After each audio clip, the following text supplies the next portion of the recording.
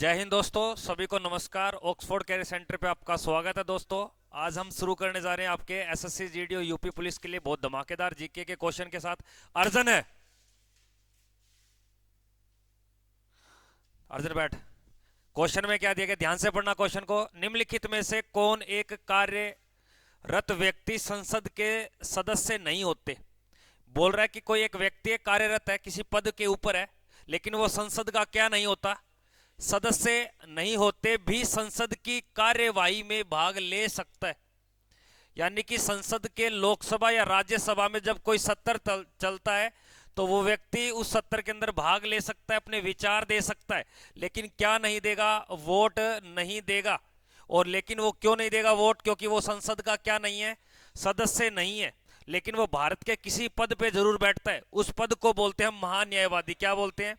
महान्यायवादी। यानी कि संसद के अंदर महान्यायवादी अनुच्छेद 88 के तहत उपस्थित हो सकता है, संसद के किसी भी सदन के अंदर अपना विचार विमर्श कर सकता है, लेकिन क्या नहीं देगा, वोट नहीं देगा। यानी कि किसी भी बिल को पास करने के लिए क्या होता है, सभी लोगों का मत लिया जाता है। और कौन से सदस्यों का मत लिया जाता है? ओनली फॉर संसद के सदस्यों का। लेकिन महान्यायवादी संसद का सदस्य नहीं होता। और याद रखना, आज वर्तमान में महान्यायवादी कौन है? वर्तमान में are Venkat Ramani, are Venkat रमणी। और याद रखना, महान न्यायवादी की जो नियुक्ति की जाती है वो नियुक्ति कौन करता है? तो आप बोलोगे राष्ट्रपति। और हमारे देश का एक महान न्यायवादी होगा, ये बात किस आर्टिकल में बोली गई है? और कई बार ये प्रश्न आता है महान न्यायवादी कौन होता है, तो याद रखना, देश का सर्वोच्च, देश का सर्वोच्च कानून ज्ञाता। कानून ज्ञाता का मतलब समझ गए कि इसको विधि यानी कि कानून की नॉलेज बहुत है। यानी कि केंद्र सरकार या राष्ट्रपति का वकील कौन बनता है भैया? आपके महान्यायवादी। और इस महान्यायवादी के पद का उल्लेख कहां से किया गया? तो याद रखना, ब्रिटेन से। तो कई बार यह प्रश्न आता है कि महान्यायवादी पद की बात किस देश से हमने ग्रहण की गई है। यह संसद में कहीं पे बैठ सकता है, किस आर्टिकल के तहत है? 88 के तहत। लेकिन उसमें क्या नहीं देगा, वोट नहीं देगा, क्योंकि ये संसद का क्या नहीं होता। लेकिन आपसे कोई पर्सन पूछ ले संसद के सदस्य कौन होते हैं, तो आप बोलोगे सर लोकसभा के सदस्य और राज्यसभा के सदस्य। तो कभी भी याद रखना, राष्ट्रपति संसद का सदस्य नहीं होता, वो राष्ट्रपति संसद का एक क्या होता है, अंग होता है। रख लोगे याद। अगले प्रश्न को देखिए भाई, अगले प्रश्न में क्या दिया गया, देखिए नेक्स्ट प्रश्न को। Harry Potter and goblet of fire के लेखक कौन है? ये कई बार पुस्तक पूछी गई है, हैरी पॉटर। तो हैरी पॉटर नामक जो पुस्तक लिखी गई है किस व्यक्ति के द्वारा लिखी गई है? तो याद रखना, जेके रोलिंग के द्वारा। किसके द्वारा लिखी गई है? जेके रोलिंग के द्वारा। अगले प्रश्न को देखिए क्या दिया गया कि योजना आयोग का गठन कब किया गया था। हालांकि याद रखना, वर्तमान में योजना आयोग नहीं चलता। अभी पर्सन पूछ ले कि सर योजना आयोग की जगह क्या चल रहा है, तो आप बोलोगे सर 1 जनवरी 2015 से हमारे चल रहा है, जिसको हम बोलते हैं नीति आयोग। क्या बोलते हैं? नीति आयोग। और कई बार यह प्रश्न आता है कि सर नीति आयोग की जो स्थापना की गई थी, स्थापना वो आपके किसके द्वारा करवाई गई? प्रधानमंत्री द्वारा। और नीति आयोग की स्थापना कौन सी पंचवर्षीय योजना के बीच हुई थी? 12वीं पंचवर्षीय योजना के समय की गई। तो आपसे पूछ सकता है कि योजना आयोग का अध्यक्ष भी कौन होता था देश का? आज इसका नाम क्या पड़ गया मनीष? अब योजना आयोग की जो स्थापना की गई थी, ये की गई थी 15 मार्च 1950 को। लेकिन वर्तमान में योजना आयोग नहीं है, उसकी जगह क्या चल रहा है? नीति आयोग। कर लोगे, कोई दिक्कत नहीं है ना। एक बात बताइए, योजना आयोग का पहला अध्यक्ष कौन था? योजना आयोग का पहला अध्यक्ष कौन था? अब एक बात बताइए, योजना आयोग का पहला अध्यक्ष, और इसको पता है योजना आयोग का अध्यक्ष कौन होता है? तो इसका पहला अध्यक्ष कौन था? पंडित जवाहरलाल नेहरू। और अगर आपसे पूछ ले इस योजना आयोग का अंतिम अध्यक्ष कौन था? अंतिम अध्यक्ष, हाँ वेरी गुड, नरेंद्र मोदी। और नरेंद्र मोदी की सरकार में इसका नाम बदल के क्या कर दिया? और ये योजना आयोग क्या चलाता था? आप बोलोगे सर पंचवर्षीय योजना। क्या चलाता था ये? ये 5 साल की एक योजना बनती थी जिसको क्या बोलते थे, पंचवर्षीय। लेकिन अब पंचवर्षीय योजना नहीं बनती, अब तत्कालीन योजनाएं बनती है। तत्कालीन क्या बनती है, जिसमें केंद्र और राज्य दोनों मिलकर बनाते हैं। पहले ओनली फॉर कौन बनाता था, केंद्र सरकार। अगले प्रश्न को देखिए क्या दिया गया है, खालसा पंथ के संस्थापक कौन थे। अब खालसा पंथ की संस्थापक की बात करें और सारे व्यक्ति कैसे लिखे गए हैं, सिख गुरु लिखे गए। क्या लिखे गए हैं, सिख गुरु। एक बात बताइए, सिख गुरुओं की संख्या कितनी थी भैया, 10। कितनी थी, सबसे पहले कौन गुरु था, तो सबके आगे गुरु आपको लगाना है। तो पहला गुरु था गुरु नानक, और फिर उसके बाद में गुरु अंगद, और फिर उसके बाद में अमरदास। कौन था, फिर उसके बाद में राम दास, और उसके बाद में कौन आए भाई आपके, अर्जुन देव। उसके बाद में गुरु गोविंद यानी कि हरगोविंद राय, हरगोविंद राय, हरकिशन, ठीक है ना आपके हरकिशन। उसके बाद में आपके कौन सा आ जाएगा, 1 2, 1 मिनट रुकना, तो 5वें नंबर का आपका गुरु अर्जुन देव, अर्जुन देव। उसके बाद में गुरु गोविंद, हरगोविंद राय, गुरु हरकिशन। कितने हो गए ये, 7 या 6 हो गए, 7 हो गए। और एक याद रखना, गुरु हर राय। और उसके बाद में गुरु तेग बहादुर, और उसके बाद में याद रखना है गुरु गोविंद सिंह। तो यानी कि 10वें नंबर के गुरु कौन थे। और याद रखना, खालसा पंथ की नींव रखी गई थी 1699 में। कब रखी गई थी, और ये रखी गई थी अमृतसर में। कहाँ रखी गई थी, और अमृतसर कहाँ पड़ता है। कई बार ये प्रश्न आता है कि गुरु अर्जुन देव कौन से नंबर का गुरु है, 5वें नंबर के। और गुरु तेग बहादुर और गुरु गोविंद कौन से नंबर के, और हर गोविंद की अगर बात करें तो कौन से नंबर के, 6ठे नंबर के। तो एक बात पूछ लेता है कि गुरु तेग बहादुर की हत्या किसने की थी, औरंगजेब के द्वारा। और गुरु अर्जुन की, जहांगीर। एक बात बताइए, इनमें से स्वर्ण मंदिर का निर्माण कौन करवाता है, अर्जुन, ठीक है ना। और सिखों के 5वें गुरु का नाम, और 9वें गुरु का। अगले प्रश्न को देखिए क्या दिया गया, भारत के किस 2 नेताओं का जन्म दिवस 2 अक्टूबर को मनाया जाता है, 2 अक्टूबर को। सारे विद्यार्थी सेशन को शेयर करें, तो किन 2 नेताओं का जन्म दिवस 2 अक्टूबर को मनाया जाता है। तो याद रखना, एक तो महात्मा गांधी का, और एक आपके, अब नेहरू जी का जो जन्म दिवस आता है वो कब आता है, 14 नवंबर को। कब आता है, जबकि गांधी जी की अगर बात की जाए तो कब आएगा, और 2 अक्टूबर को गांधी जयंती। और कौन सी जयंती बनाते हैं, तो कई बार प्रश्न आता है, शास्त्री गांधी जयंती और शास्त्री जयंती किस तारीख को आती है, और 2 अक्टूबर को बनाया जाता है अंतर्राष्ट्रीय अहिंसा दिवस। क्या बनाया जाता है, अंतर्राष्ट्रीय अहिंसा दिवस किस तारीख को आता है, 2 अक्टूबर को। एक बात बताइए, महात्मा गांधी के समाधि स्थल का नाम क्या है, समाधि स्थल, वेरी गुड, क्या नाम है, राजघाट।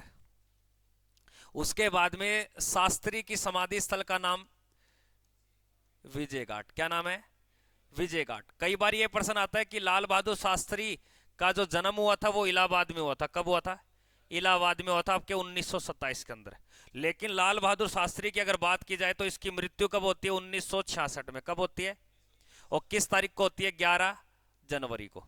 तो कई बार प्रश्न आता है कि 11 जनवरी 1966 को किस व्यक्ति की मृत्यु हुई, और इसकी मृत्यु बाहर से बाहर होती है, जहां पे जगह क्या आती है, ताशकंद। क्या नाम आती है, ताशकंद एक राजधानी है किसकी, उज्बेकिस्तान की। और इस लाल बहादुर शास्त्री ने एक समझौता करवाया था जिसका नाम क्या आता है, ताशकंद समझौता। ये वर्ष किस वर्ष में हुआ था, 1900, एक दिन पहले 10 जनवरी। एक बात बताइए, लाल बहादुर शास्त्री का जो समाधि स्थल है ये कहां पड़ता है, दिल्ली में। और महात्मा गांधी का समाधि स्थल भी कहां पड़ता है, दिल्ली में। और महात्मा गांधी की हत्या कब होती है, 30 जनवरी 1948 को। यानी कि इनके जन्म की अगर बात की जाए, अक्टूबर में इसका जन्म होता है और अक्टूबर में इसका जन्म होता है। महात्मा गांधी की मृत्यु भी जनवरी में होती है, जबकि लाल बहादुर शास्त्री की मृत्यु भी कब होती है। और भारत में सबसे पहले जो मरणोपरांत मिला था भारत रत्न, भारत में सबसे पहले मरणोपरांत यानी कि मर गया फिर भी इसको भारत रत्न दिया गया, कब, 1966 में, और इसके घर वालों को बुला के। पहले जीवित व्यक्तियों को मिलता था ये, लेकिन पहली बार 1966 में किस व्यक्ति को मरणोपरांत भारत रत्न मिला हुआ है, जिसमें कोई नगद राशि नहीं होती। एक बात बताइए, सरदार वल्लभ भाई पटेल की जयंती कब आती है, तो याद रखना 31 अक्टूबर को। कब आती है, और 31 अक्टूबर को हम बनाते हैं राष्ट्रीय राष्ट्रीय एकता दिवस। क्या बनाते हैं, राष्ट्रीय एकता दिवस, याद रखना, कर लोगे। अब गोपाल कृष्ण गोखले के बारे में एक बात याद रखना, ये महात्मा जी के क्या थे, राजनीतिक गुरु, राजनीतिक गुरु। तो यानी कि गांधी जी के राजनीतिक गुरु का नाम कभी भी आपसे पूछे तो क्या बताओगे, गोपाल कृष्ण गोखले। अगले प्रश्न में देखिए क्या दिया गया, भारतीय राष्ट्रीय कांग्रेस के प्रथम मुस्लिम अध्यक्ष कौन थे जो कांग्रेस के तीसरे अधिवेशन में बने। यानी कि इतना पता चल गया कि कांग्रेस का जो पहला अधिवेशन लगा था वो इसके स्थापना के समय लगा था 1885 में, और तीसरा अधिवेशन कब लगता है, 1886 में, दूसरा लगा था, तीसरा आपके पूछे तो वो 1887 में।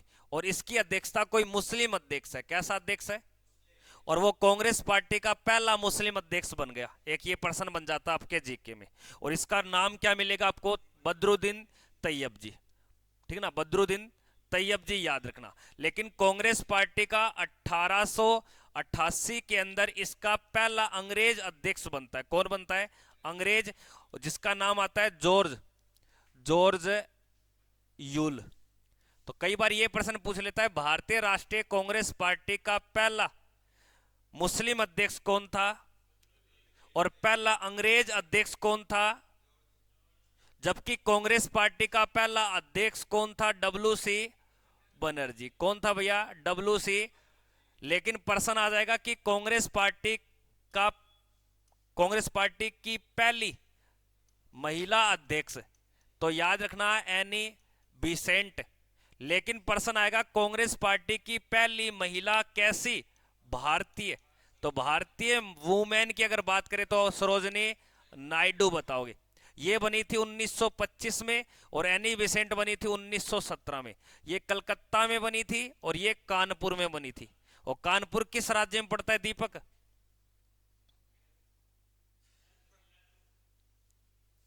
कानपुर उत्तर प्रदेश में पड़ता है। अगले प्रश्न में देखिए, अगले प्रश्न में क्या दिए गए कि भारत की स्वतंत्रता प्राप्ति के समय इंग्लैंड के प्रधानमंत्री कौन थे। अब एक बात बता मनीष, मुझे कोई नहीं बोलेगा, प्लीज मनीष बोलेगा, भारत की स्वतंत्रता प्राप्ति हमें किस वर्ष मिलती है, वर्ष बता दे बस, हमें प्राप्ति कब मिल गई थी, स्वतंत्र हो गया था हमारा देश। 1950, 1940, 47, लक 28 कुड़ी दा 47 वेट कुड़ी दा, सुना होगा। 1947 में क्या मिल गई आपको, स्वतंत्रता मिल गई। और उस समय ब्रिटेन का जो प्रधानमंत्री था वो कौन था, और याद रखना इस विस्टन चर्चिल ने एक बात याद रखना, विस्टन चर्चिल ने कहा था कि गांधी जी क्या एक अर्ध नग्न फकीर। तो कई बार ये प्रश्न आता है अर्ध नग्न फकीर की संज्ञा किस व्यक्ति को मिली है, तो आप क्या बोलोगे, महात्मा गांधी को। और ये बात किस व्यक्ति के द्वारा कहा, हाँ, तो इंग्लैंड के ये प्रधानमंत्री थी, कब, जब हमें आजादी मिली थी। अब एक बात बताइए मुझे, भारत का संविधान लागू किस वर्ष होता है, संविधान 26 जनवरी 1950 को, वेरी गुड। अगले प्रश्न में देखिए क्या दिए गए, विषुवत रेखा पर एक दिन की अवधि कितने घंटे की होती है। देखो ये आपके क्या दी गई है, ये आपके ग्लोब है और ये इस प्रकार की बीचों बीच रेखा होती है, उसको विषुवत की बजाय आप क्या बोल सकते हो, ये भूमि के बीचों बीच है तो नाम क्या पड़ जाएगा। और याद रखना भूमध्य रेखा पे सूर्य का प्रकाश बिल्कुल सीधा पड़ता है, क्या पड़ता है, सीधा पड़ता है, लंबवत पड़ता है। इसलिए जो दिन होगा और रात होगी वो कितने कितने घंटे की होगी, यानी कि इस रेखा के ऊपर एक तो याद रखना 21 मार्च, क्या याद रखोगे, और एक याद रखना 23 सितंबर, क्या याद रखोगे, इन दोनों तिथियों को हमारा जो दिन व रात होता है वो क्या होती है दोस्तों, बराबर बराबर। तो आपसे प्रश्न क्या मिलेगा कि पृथ्वी पे किस तारीख को दिन रात बराबर होते हैं, और पूछ लेगा कि ग्लोब की कौन सी रेखा के ऊपर होते हैं, ये विषुवत रेखा या भूमध्य, या इसको दूसरी भाषा में बोलते हैं 0 डिग्री अक्षांश। क्या बोलते हैं, 0 डिग्री अक्षांश रेखा। तो कर लोगे, कोई दिक्कत नहीं। अगर प्रश्न आ जाए कि सर ये भूमध्य रेखा के ऊपर का जो आधा गोला नजर आता है इसको गोलार्ध बोलते हैं, क्या बोलते हैं दोस्तों। अब ये ऊपर है तो इसलिए नाम क्या पड़ गया इसका। अब उत्तरी गोलार्ध में एक रेखा है जिसका नाम है कर्क रेखा। क्या नाम है, ये 23.5 डिग्री अक्षांश। अब इसके ऊपर जो सबसे बड़ा दिन होगा, बड़ा दिन, वह होगा आपके 21 जून को। लेकिन जो नीचे का आधा गोला है और इसकी जो मुख्य रेखा उसका नाम क्या है, इसके ऊपर जो दिन बड़ा होगा वो कब होगा, 22 दिसंबर को। जो यहां बड़ा होगा वो अपने यहां क्या होगा, छोटा। जो यहां बड़ा होगा वो यहां पे क्या होगा। इसलिए दक्षिणी गोलार्ध की रात बड़ी कब होती है, रात बड़ी पूछे तो रात बड़ी 21 जून को रात क्या होती है यहां पे, बड़ी। लेकिन अपने रात बड़ी कब होती है, तो ये याद रखना। आपको इतना पता चलेगा कि 22 दिसंबर को दिन बड़ा भी होता है और दिन है, लेकिन 21 मार्च और 23 सितंबर को कोई दिन और रात बड़ी छोटी। और ये दोनों जो दिन है ये किस रेखा के ऊपर बराबर होते हैं, या इसको या 0 डिग्री, ये भारत के बीचों बीच नहीं जाती, इसलिए भारत में दिन रात क्या होती है, छोटी बड़ियां होती हैं। ये आपको ध्यान देना। अगले प्रश्न में देखिए क्या दिया, मैंने टिक तो कर दिया,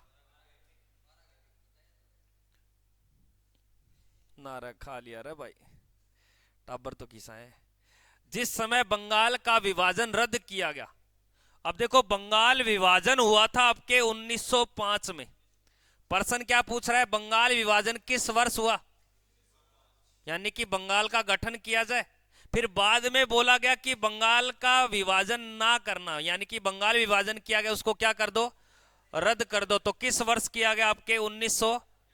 और 1911 के समय जो भारत के वायसराय थे वो कौन थे, लॉर्ड हार्डिंग थे। कौन थे भैया, लॉर्ड हार्डिंग सेकंड बताना है।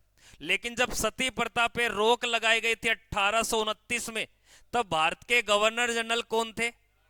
तो एक बात सुनना, कभी भी प्रश्न आएगा कि भारत का पहला गवर्नर जनरल, भारत का फर्स्ट गवर्नर जनरल कौन था, तो आप क्या बोलोगे, विलियम बेंटिंग। जब भारत में रेलवे व्यवस्था शुरू की गई तब कौन था। लेकिन भारत के लिए दशकीय जनगणना करवाने का श्रेय किसको जाता है, और इसी के शासनकाल में स्थानीय स्वशासन, यानी कि जो पंचायत वगैरह हो गई, नगर पालिका हो गई, इनको सुधारने के लिए जो सुझाव दिए वो किसने दिए। इसलिए लॉर्ड रिपन को स्थानीय स्वशासन का पिता कहा जाता है। क्या बोलाता है। और जब बंगाल विभाजन को रद्द किया गया था तब हमारे देश में दिल्ली दरबार लगा था। क्या लगा था, दिल्ली दरबार। और दिल्ली दरबार कौन से नंबर का दिल्ली दरबार था, ये 3रे नंबर का। और ये किस वर्ष लगा था, 1911 में। तो आपको इतना पता चल गया कि दिल्ली दरबार कितने लगे हैं टोटल। याद रखना, एक लगा था 1905 में, दूसरा 1911 में, और तीसरा देखना या तो 1863 मिलेगा या 1867 मिलेगा, ये कंफर्म कर लेना। दिल्ली दरबार पहला कब लगा और दूसरा और तीसरा कब लगा। तो कौन से दिल्ली दरबार में बंगाल विभाजन रद्द हुआ है, तो आप क्या बोलोगे, 3रे में। और 3रे के समय वायसराय कौन था, लॉर्ड हार्डिंग सेकंड। रख लोगे। तो दिल्ली दरबार पहला कब लगा था, एक बार ये सर्च करके आप डेट इसकी गलत मत कर देना। यहां तक रस्सी बनाते। अगले प्रश्न को देखिए क्या दिया गया। अंतरिक्ष में प्रथम अंतरिक्ष यान भेजने वाला प्रथम देश कौन था। देखो अंतरिक्ष के अंदर भी कोई भी प्रक्षेपण करना है, कोई भी कार्य करना है, तो ये श्रेय किस देश को जाता है भैया। क्योंकि अंतरिक्ष में बताते हैं कि सबसे पहले व्यक्ति जो गया था, पहला व्यक्ति, वो भी रूस ने भेजा था। उस व्यक्ति का नाम आता आपके major major Yuri Yuri Gagarin. और ये किस वर्ष गया था? 1961 में। लेकिन अंतरिक्ष में भारत की ओर से जाने वाला जो व्यक्ति था उसका नाम आता 1984 में, राकेश शर्मा। मैं भारत की बात करूं और अंतरिक्ष की बात करूं तो अंतरिक्ष में सबसे पहला यान भेजने वाले देश का नाम क्या है? तो इसको बोलते थे पहले पूर्व सोवियत संघ, लेकिन आज इसे वर्तमान में क्या बोलते हैं? रूस। तो विश्व का बड़ा देश है कल्पना चावला। तो विश्व का बड़ा देश कौन सी है भैया? रूस। आपको एक बात बता मुझे दीपक, रूस की कैपिटल क्या है? कैपिटल का मतलब समझ गया ना? हाँ, राजधानी। तो याद रखना मॉस्को, क्या याद रखोगे? और रूस के अंदर जो मुद्रा चलती है, क्या चलती है? जैसे अपने पैसा चलता है हम उसे क्या बोलते हैं? रुपया बोलते हैं ना। ऐसे रूस में उस पैसे को क्या बोलते हैं? नहीं, रूबल कहा जाता है। क्या बोला जाता है? रूबल। जो पौंड कह रहे हो ना आप, पाउंड, क्या बोल रहे हो? ये आपके इंग्लैंड में चलती है। कहां चलती है? इंग्लैंड में। येन जापान में चलती है। ऐसे तो बहुत है भाई साहब, 1% पे रह जाऊंगा यार। इधर आ जा। ग्लोब पर भारत की स्थिति कितने अक्षांशों के बीच है? ये कह रहा है ये ग्लोब है। ये क्या है भैया? पहले इधर देखो, ये क्या है? ग्लोब है। और ये इस प्रकार की रेखा होती है अक्षांश रेखा। क्या होती है?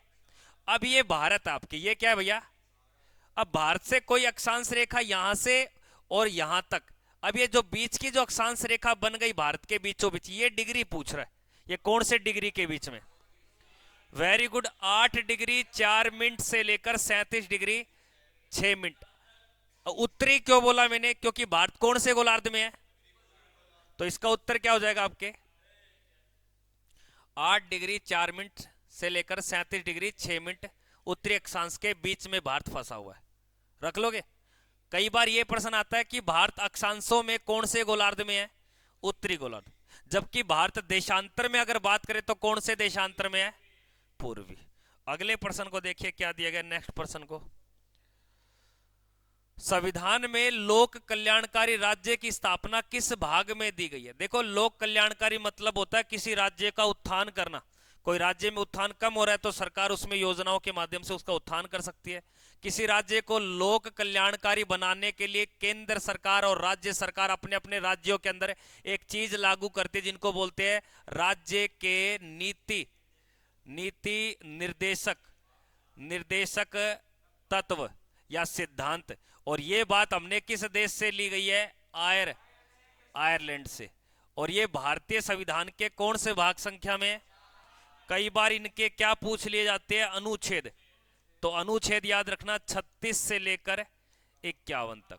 तो किसी भी राज्य में किसी राज्य को लोक कल्याणकारी बनाने के लिए उस राज्य में क्या लागू होते हैं? राज्य के नीति निर्देशक तत्व। और इस राज्य के नीति निर्देशक तत्व, किसी राज्य में गांव का सुधार करना, किसी राज्य में शहर का सुधार करना, तो क्या लागू होगा? पंचायती। तो पंचायती राज का जो गठन किया जाता है वो कौन से अनुच्छेद में है? तो पंचायती राज किसके अंदर आते हैं? मौलिक अधिकार में या राज्य के नीति निर्देशक तत्व में? क्योंकि 36 से 51 किसके बीच में आ गया? 40 आ गया ना। तो कौन से भाग संख्या में ये? और ये जो तत्व हैं, ये सिद्धांत, ये किस देश से लिए गए?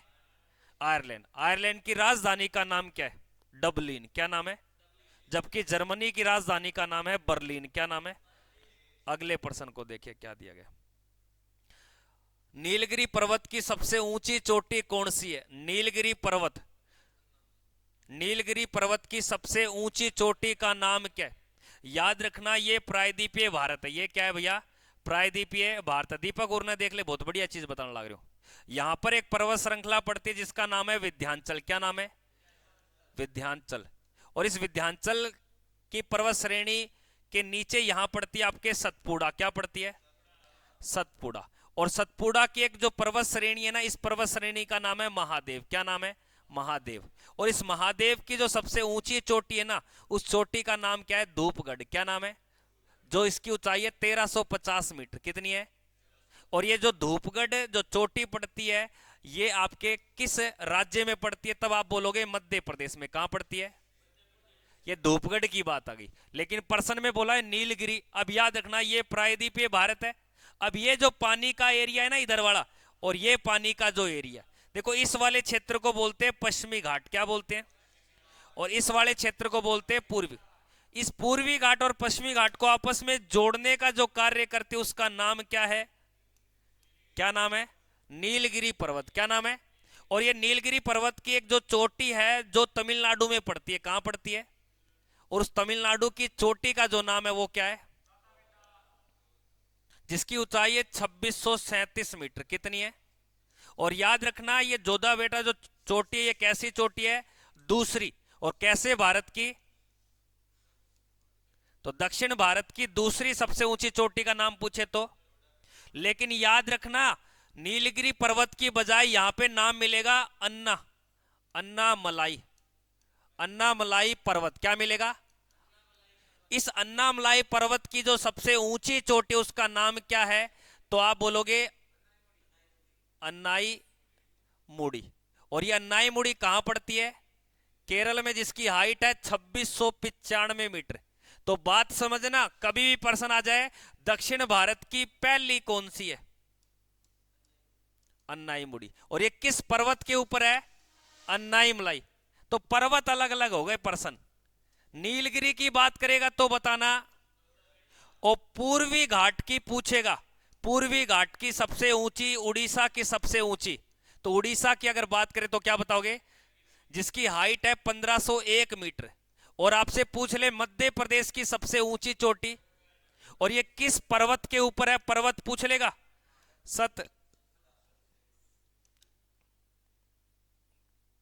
सतपुड़ा। और पहाड़ियों की अगर बात करें तो कौन सी पहाड़ी है, वो महादेव की। और किस राज्य में ये, तो कई बार ये भी प्रश्न आता है। तो सतपुड़ा कहां की है? मध्य प्रदेश की। महेंद्रगिरी जो है ये उड़ीसा की है, जबकि अन्नाई मुड़ी पूछे तो ये केरल की है। डोडा बेटा की अगर बात करें तो ये कहां की है, ये यहां पे, ये तमिलनाडु की, ये लिख रखा। अगले प्रश्न में देखिए क्या दिया गया, माई एक्सपेरिमेंट विथ ट्रूथ। ये कहता है कि मेरे प्रयोग सत्य के साथ, कि जो भी मैं प्रयोग करूंगा हमेशा सत्य के साथ। इस कारण इसे इंटरनेशनल लेवल पे हम क्या बोलते हैं, अहिंसा। क्या बोलते हैं? अहिंसा। यानी कि अहिंसा का अर्थ होता है सत्य की ओर। किसकी ओर? सत्य की ओर। तो गांधी जी हमेशा सत्य की ओर चले थे, और बोलता है जो भी मैं कोई प्रयास करूंगा हमेशा सत्य करूंगा। तो माई एक्सपेरिमेंट विथ ट्रूथ, तो मेरे प्रयोग सत्य के साथ। तो ये नामक जो पुस्तक लिखी है किस व्यक्ति के द्वारा लिखी गई है? महात्मा गांधी के द्वारा। एक बात बताइए, नेल्सन मंडेला, नेल्सन मंडेला की अगर बात की जाए तो इसे बोलते हैं दक्षिण अफ्रीका का गांधी। तो कई बार यह प्रश्न आता है दक्षिण अफ्रीका का गांधी किसको बोलते हैं? Nelson Mandela. एक बात बताइए मुझे, नेल्सन मंडेला को क्या भारत रत्न मिला है? Bharat Ratna, very good. तो भारत रत्न मिला इसको दूसरे विदेशी के रूप में। किसमें? दूसरे विदेशी, विदेशी। तो इसका मतलब ये पता चल गया कि कोई ऐसा विदेशी है जो पहला विदेशी रहे, और क्या मिल रहा है उसको, तो वो आपके खान अब्दुल गफार। और ये खान अब्दुल गफार की अगर बात की जाएगी तो ये किस देश का है? लेकिन ये नेल्सन मंडेला कहां का है? इसलिए दक्षिण अफ्रीका का गांधी किसको बोला है? और नेल्सन मंडेला को जो भारत रत्न मिला था ये 1990 में मिला है, जबकि खान अब्दुल गफार की अगर बात की जाए तो 1987 में। अब एक बात बताइए, भारत रत्न भारत का सर्वोच्च पुरस्कार है या नहीं है? सर्वोच्च का मतलब क्या है? बड़ा पुरस्कार। सैन्य पुरस्कार है या नागरिक पुरस्कार है? ये लड़का है।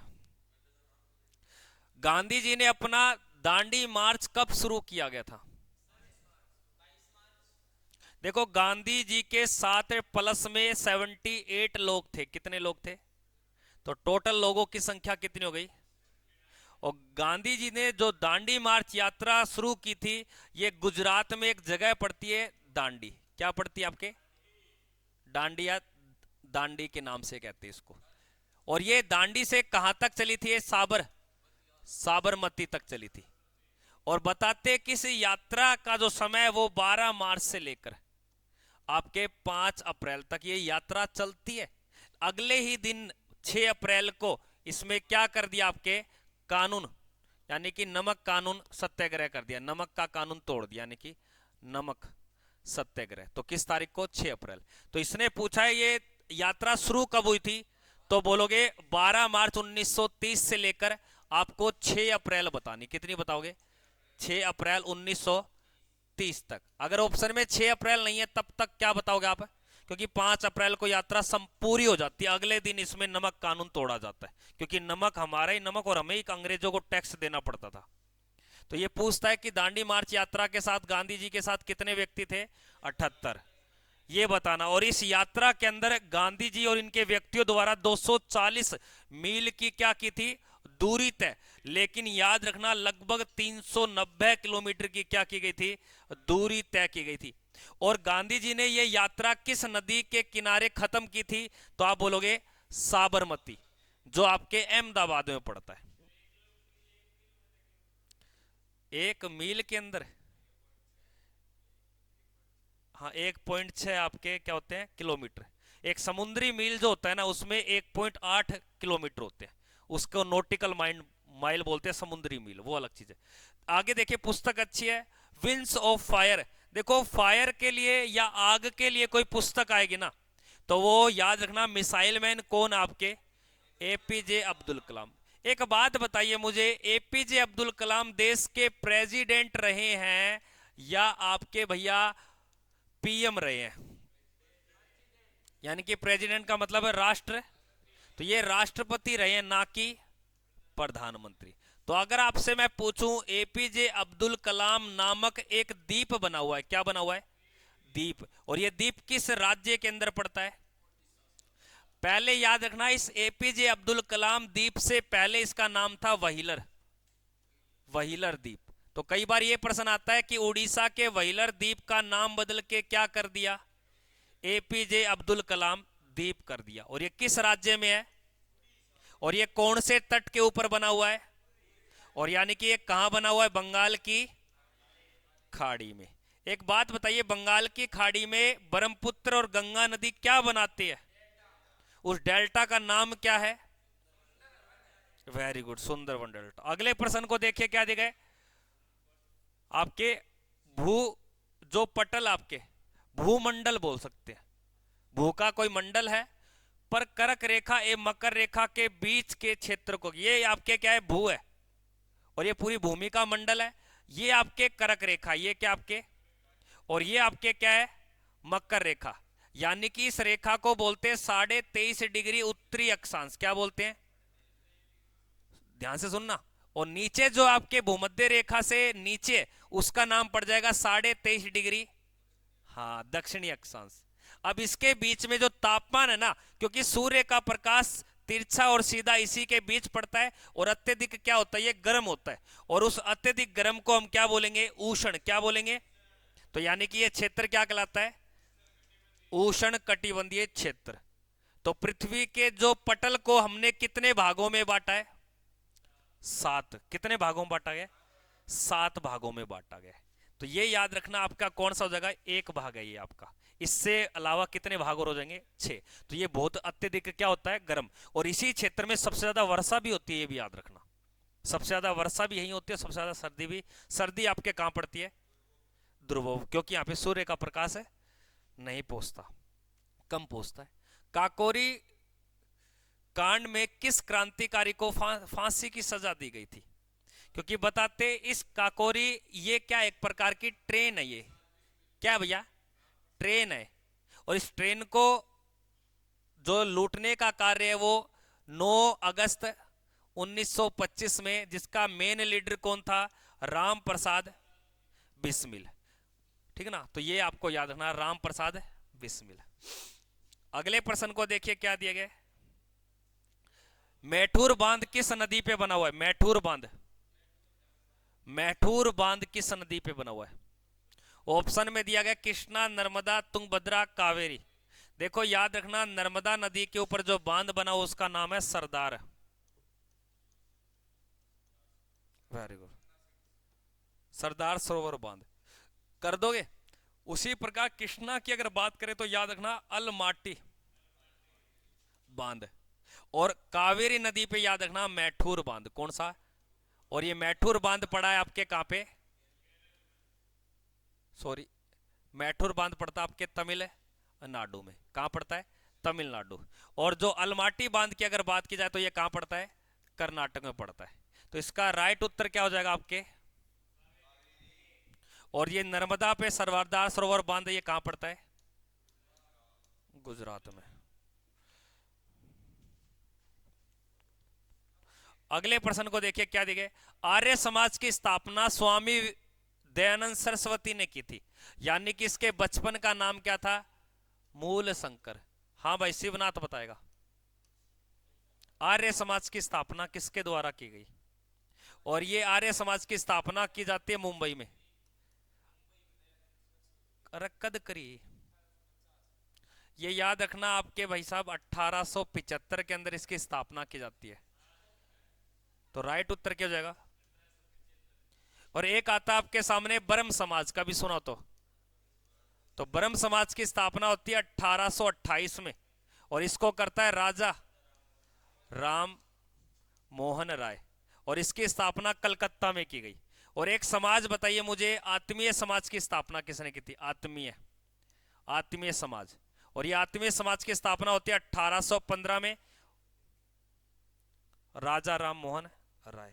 तेरा पेपर है, साइड में बैठ जाए तड़के, नहीं फैल हो जाएगा 10 तारीख ने, फिर कहो बताओ कौन गुरु जी किन्ना आ गया आप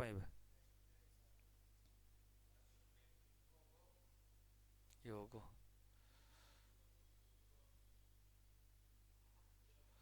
हाँ देखो, मैरिनो किसकी एक नस्ल है?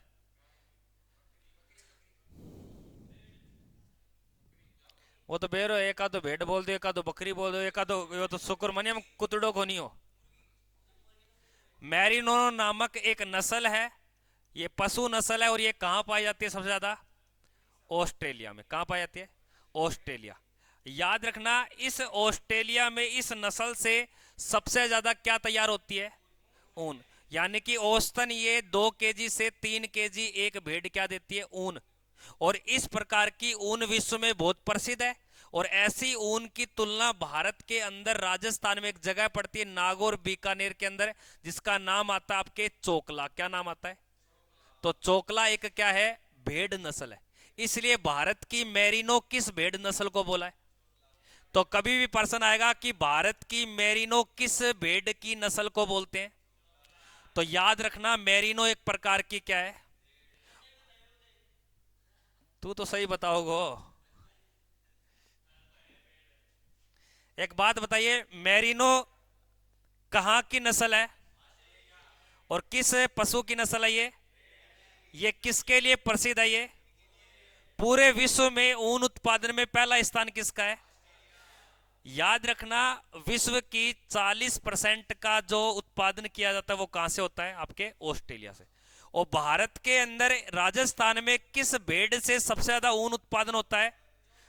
इस कारण भारत की मैरिनो कह दिया, इसको भारत की मैरिनो बोलते हैं, हालांकि मैरिनो कहां की है?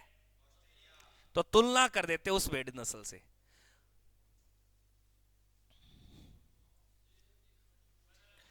ओजोन परत को सबसे अधिक हानि पहुंचाता है वो बताना है। देखो ये आपके क्या है? अर्थ है, यानी कि ये क्या है? इस पृथ्वी पे हम बैठे हैं, क्या बैठे हम? अब सूर्य से कुछ रेस आती है जिनको बोलते हैं यूवी, यूवी रेस। क्या बोलते हैं? जिन्हें हिंदी में बोलते हैं पैरा बैगनी, पैराबैंगनी किरणें। अगर ये सूर्य से पृथ्वी तक आ जाएंगी ना, तो हमारे जीवन में कैंसर बीमारी नष्ट हो जाएगी। तो यहां पर एक लेयर पड़ती है, इस लेयर से कौन सी किरणों को रोक लेती है? अब ये जो लेयर है, इस लेयर का नाम है ओजोन। क्या नाम है? इसने बोला है ओजोन परत को सबसे हानि। याद रखना, पृथ्वी के लोग पहले फ्रिज और बड़े बड़े एसी रेफ्रिजरेटर में एक गैस का प्रयोग करते थे जिसका नाम था कार्बन, ठीक ना, कार्बन फ्लोरो, यानी कि हाँ क्लोरोफ्लोरो कार्बन। इसके कारण से हमारी ओजोन लेयर कमजोर होती थी। अब इसको बंद किया जा रहा है। क्या किया जा रहा है? नियोन और फ्योन नामक गैसों का प्रयोग करते हैं। तो याद रखना इसका राइट उत्तर क्या हो जाएगा। तो कई बार ये प्रश्न आता है कि सर ये जो ओजोन परत है ये पृथ्वी के वातावरण में, किसमें, ये पृथ्वी के, अब पृथ्वी के वातावरण को कितनी परतों के अंदर बांटा है, कितनी परतों बांटा है। अब पृथ्वी की जो दूसरी परत है ना उसका नाम क्या है, समताप मंडल। तो कई बार यह प्रश्न आता है कि ओजोन परत या ओजोन मंडल किस मंडल में पाया जाता है। जो पृथ्वी के वायुमंडल की कौन सी परत है, कौन सी परत है भैया, दूसरी। टोटल पृथ्वी के वायुमंडल की कितनी परतें हैं, सबसे निकट वाली परत का नाम क्या है और सबसे दूर वाली परत का नाम। अब एक बात बताइए, पृथ्वी की कौन सी परत में हवाई जहाज वगैरह उड़ते हैं, जहां पे ओजोन लेयर है, यानी कि समताप मंडल। अब एक बात बताइए, ओजोन का रासायनिक सूत्र बताएगा दीपक। चुप हो जियो, दीपक बता, खड़े हो जा, खड़े हो जा, उड़ाई उड़ा जेब, मैं कहती उड़ा उना जा, मैं कहूं उड़ना आ जाए, बता बता क्या है। हाँ वेरी गुड। ओजोन का रासायनिक सूत्र क्या है, O3। और ओजोन को हानि पहुंचाने वाली गैस का नाम क्या है, CFC। बैठ जा। मीन कैफे मेरा संघर्ष, ये आपका संघर्ष है जो सुबह 4 बजे उठते हो, फिर शाम को फिर 4 बजे उठते हो, फिर ग्राउंड जाते हो, फिर हमारे सामने बैठते हो, फिर मन मन में गालियां देते हो, क्यों हमें बिठा रखा है यहाँ पे। तो मेरा संघर्ष नामक लेखक का नाम बताना आपको। तो याद रखना इसका राइट उत्तर हो जाएगा आपके अडोल्फ हिटलर। भारत का मैकियावली किसको बोलते हैं, भारत का मैकियावली किसको कहा जाता है, तो याद रखना चाणक्य को। तो भारत का मैकियावली किसको बोलते हैं, चाणक्य। ये व्यक्ति था। जीतू का नंबर आ जाएगा भाई साहब। पंजाब नेशनल बैंक की स्थापना किस वर्ष की गई, जीतू ध्यान दियो। पंजाब नेशनल बैंक को हम क्या बोलते हैं, PNB। क्या बोलते हैं। इस पंजाब नेशनल बैंक का जनक याद रखना, क्योंकि उस व्यक्ति ने बहुत अत्यधिक प्रयास किए थे तब जाके इसकी स्थापना होती है। तो नाम आता है लाला लाजपत राय। तो कई बार यह प्रश्न आता है कि पंजाब नेशनल बैंक और LIC इन दोनों के पिता किस व्यक्ति को मानते हैं। तो इस पंजाब नेशनल बैंक का जो मेन ऑफिस यानी कि हेडक्वार्टर वो कहां पड़ता है, दिल्ली। इस पंजाब नेशनल बैंक की स्थापना 1894 में की जाती है। कब की जाती है, जबकि याद रखना SBI बैंक की स्थापना होती है 1955 में, जबकि RBI बैंक की जो स्थापना होती है आपके किसकी भैया, भारतीय रिजर्व बैंक जो बैंकों का बैंक है 1935 में। कब होती है, रख लोगे। तो पंजाब नेशनल बैंक की स्थापना कब हुई थी, 1894। कर दोगे ना।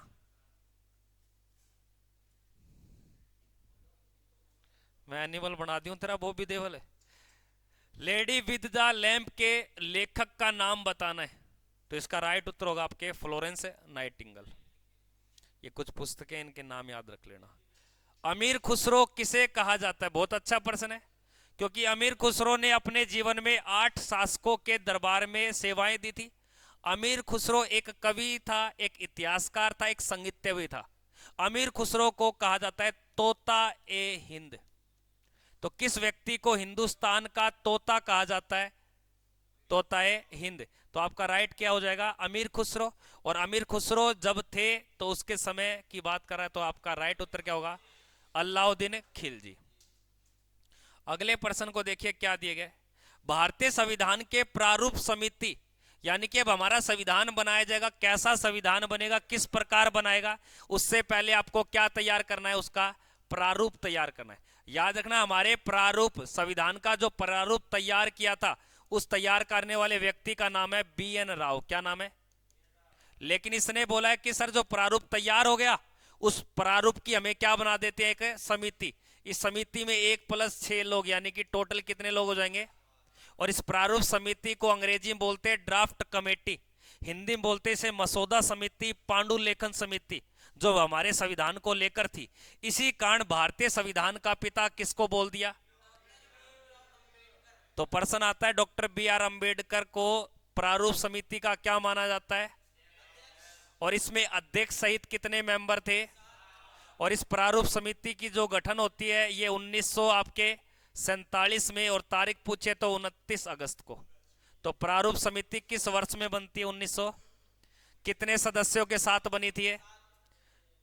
तो एक अध्यक्ष और बाकी अन्य सदस्य। अगले प्रश्न को देखिए, राष्ट्रपति द्वारा किस अनुच्छेद के आधार पर राष्ट्रीय आपातकाल की घोषणा की जाती है?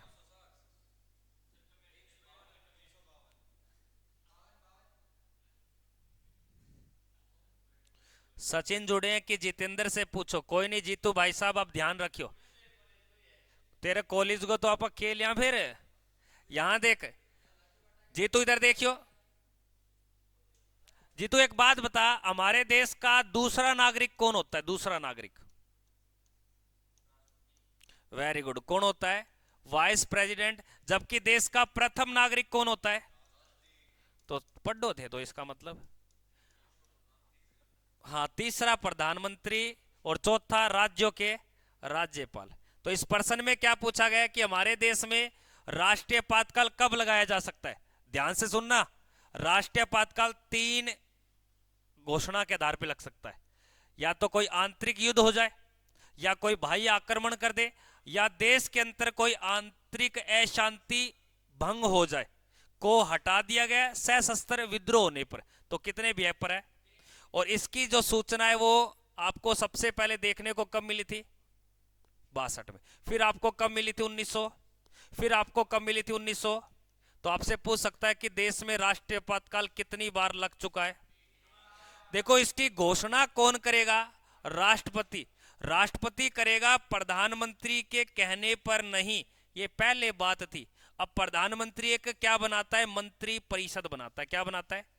उस मंत्री परिषद में एक ग्रुप होता है जिसको बोलते हैं कैबिनेट मंत्री। क्या बोलते हैं? कैबिनेट मंत्री। और ये कैबिनेट मंत्री अपना एक लिखित लेटर देंगे किस व्यक्ति को? तब राष्ट्रपति 352 के तहत क्या लगा देगा देश में? राष्ट्रीय आपातकाल। और याद रखना, राष्ट्रीय आपातकाल लग जाए चाहे ना लगे, कभी भी देश में आर्टिकल 20 और आर्टिकल 21 ये बंद नहीं होते। मेरी बात क्या समझे? राष्ट्रीय आपातकाल के तहत जो अनुच्छेद आपको दिए थे ना, 12 से 35, इन अनुच्छेद के अंदर ये 2 आर्टिकल कभी भी बंद नहीं होते। तो प्रश्न ये पूछता है कि मौलिक अधिकार के वह कौन से अनुच्छेद हैं जो राष्ट्रीय आपातकाल लगने के बाद भी बंद नहीं होते? 20 व 21। अगले प्रश्न को देखिए, क्या दिया गया? राजा राम मोहन राय के द्वारा ब्रह्म समाज की स्थापना कब की गई थी? अभी बताया था थोड़ी देर पहले, राजा राम मोहन राय के द्वारा। Very good. आपके 1828 में राजा राम मोहन राय ने ब्रह्म समाज की स्थापना की थी कलकत्ता में। कहां थी? जो वर्तमान में कोलकाता के नाम से जानते। जीतू भाई खड़ा हो जा। कोलकाता किस राज्य की राजधानी है? खड़ा हो जा तो।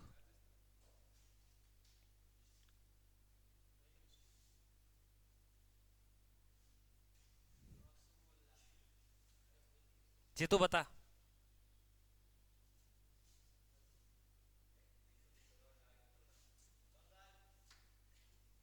याद रखना, पश्चिम बंगाल की। किसकी है? पश्चिम बंगाल की। और पश्चिम बंगाल को हम क्या बोलते हैं? वेस्ट बंगाल। अब एक बात बता दे, कलकत्ता किस नदी के किनारे है? तू बैठ जा। हुगली किनारे। अगले प्रश्न में देखिए क्या दिया गया। भारत पाक के बीच शिमला समझौता कब होता है? देखो, 3 समझौते आपको ध्यान देने। कितने समझौते? एक समझौते का नाम है पंचशील। ये हुआ था 1954 में। उड़ना जेब मनीष उड़ना देख ले पागल कोने में। पंचशील समझौता 1954 में होता है। ये भारत और चीन के बीच होता है। याद रखना, एक समझौता आपको ताशकंद। ताशकंद, वेरी गुड, धन्यवाद। पर अर्जुन देख ले, बिना ऑप्शन का उत्तर दियो 1966 में, क्योंकि थोड़ी देर पहले उरा लिखियो मैं, याद रहेगा उन्हें, दिमाग चलेंगे। और ये समझौता किन दो देशों के बीच हुआ? पाक और भारत के बीच में। और एक तीसरा समझौता याद रखना 1972 में, जिसे हम क्या बोलते हैं? और शिमला समझौता हिमाचल प्रदेश की राजधानी के अंदर होता है, जो किन दो देशों के बीच हुआ? पाक और भारत के बीच में। तो इसका राइट उत्तर हम क्या करेंगे? 1972। 1971 में इसका प्रस्ताव रखा गया था, 72 इसका राइट उत्तर आएगा। एक प्रश्न और देख लेते हैं। चंद्रगुप्त मौर्य किसके प्रभाव से आकर जैन धर्म को अपनाते हैं? क्या प्रश्न दिया गया कि चंद्रगुप्त ने अंतिम दिन में जैन धर्म अपना लिया, और बताते हैं कि चंद्रगुप्त मौर्य की जो मृत्यु होती है वो आपके स्वर्ण बेल गोला, बेल स्वर्ण बेल गोला, और ये स्वर्ण बेल गोला जो जगह पड़ती है, कहां पड़ती है? कर्नाटक में। और वहां पे भद्रबाहु से इन्होंने प्रभावित होकर किस धर्म को अपनाया है? सिद्धार्थ, खड़ा हो जाओ भाई। सिद्धार्थ, इतना बता दे, चंद्रगुप्त मौर्य के पोते का नाम बताना है।